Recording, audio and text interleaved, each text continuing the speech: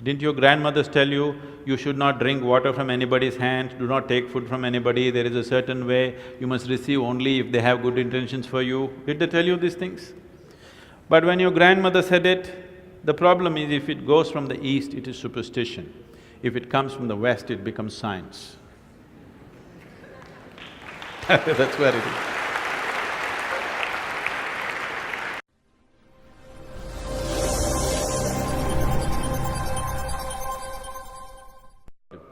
You said that water has some memory. Yes. Is there any viability to bring that memory level to our life or something? Is there any scientific evidence or spiritual evidence or some other evidences available for that? Basically, as I am a chemist, I am telling this. Okay. Today, is it okay if I walk down into you? Today, particularly in the last 4.5 years, phenomenal amount of research has gone into water and its water potential. This started off inadvertently because of the way the usable water in the world is receding per person. In India, for example, in 1947, doesn't like me. In 1947, how much water an average Indian had, potable water? Today, we have only 20% of that. They say by 2025, we'll have only 7% of what we had in 1947 per person. Per capita water, only that much will be available. So because of this, lot of research has gone into water.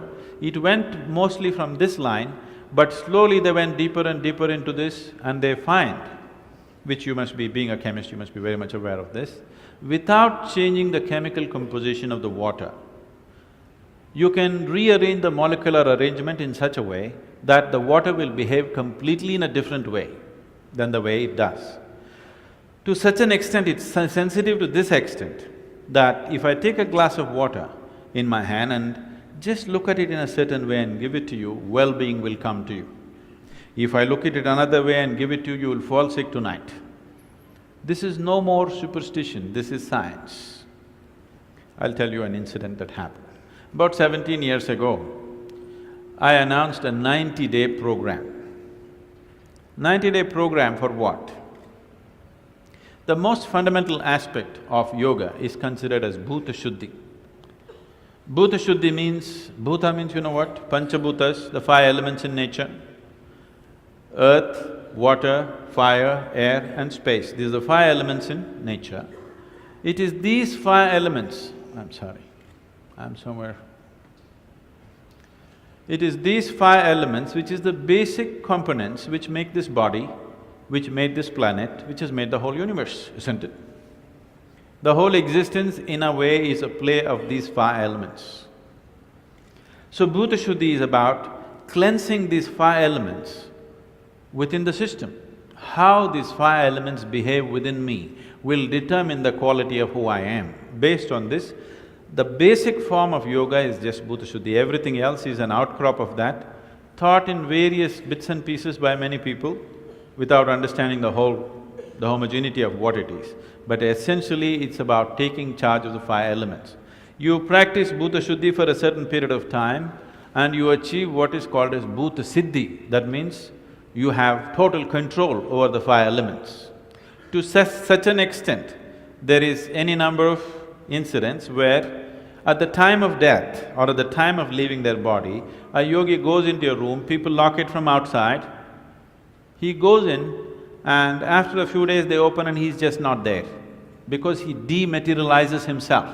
He doesn't want to trouble you with a funeral, he doesn't want anybody to carry him to the grave, he just dematerializes his own system. 17 years ago, I announced one program for the first time, 90-day program. Why 90 days is, approximately between 40 to 48 days, the system goes through a certain cycle on the elemental level.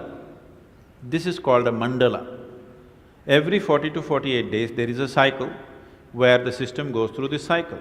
So this is the reason if you go to any Ayurvedic doctor or a Siddha Vaidya, he will always give you a medicine for 40 days or 48 days to make use of that cycle, natural cycle in the body. So I said 2 mandalas minimum, 3 would be good, but if I say 3, many things will happen. I said, minimum 2 mandalas, if you do sadhana, you can gain control over your system. Those who want to come, you come. And I left the town because I know lot of drama will happen. Now in a family, husband wants to go for 90 days, wife will do Kathak. Wife wants to go for 90 days, husband acts like Rajinikanth in the house, angry man, walks up and down like a hero. So many things, drama will happen, so I don't want to be there. I said, those who want to come, you come, it's up to you. So after that I came back, to a particular family that I know well. It's a normal part of our hospitality. When somebody comes home, first thing is you bring water. So this lady in the house brought water for me, and she's like Kali suddenly, not just Kathak, she's like Kali. I looked at her, she's a nice lady, today she's in the Kali form.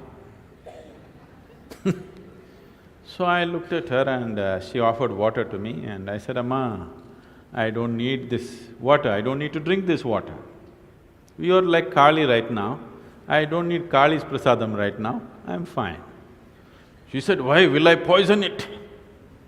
I said, no, you don't have to poison it, it's already done.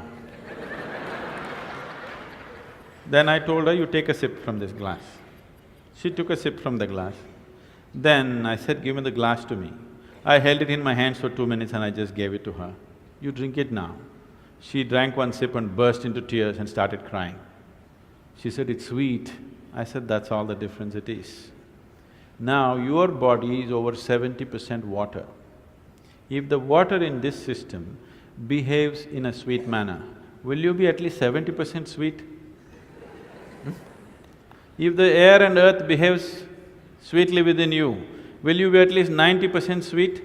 Space is never bothering anybody, isn't it? So, the essential science of yoga is about bhuta shuddhi, taking charge of the elements within the system. Once you have control over the elements in the system, you can also influence the elements around you. Essentially, your whole work with life, your whole work in the world is just with the elements always, in a very basic form, isn't it? So if you have certain mastery over this, you will… what you want, you don't even have to think about it. Your intention, you don't have to generate a thought. Just before you intend, that is how life will work out for you. So success is not an uphill task. If you raise this to a higher place, if you raise this to the highest place it can reach, then everything is downhill. Downhill you can run easily or uphill you can run easily. Definitely downhill, isn't it? So is there any scientific evidence? There's substantial scientific evidence today about how the molecular structure of the water can be rearranged without changing the chemical structure, even with a simple thought or a touch. The problem is, your grandmother told you this, didn't she?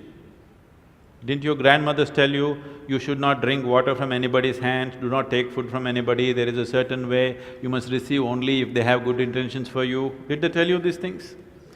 But when your grandmother said it, the problem is if it goes from the east, it is superstition. If it comes from the west, it becomes science. That's where it is.